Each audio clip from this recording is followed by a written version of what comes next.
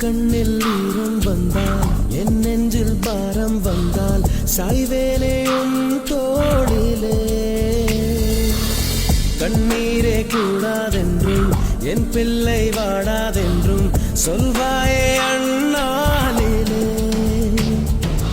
இனி ஒரு ஜன்மம் எடுத்து வந்தாலும் உன் மகனாகும் வரம் தருவாய் உன் வீட்டு சின்ன குயில்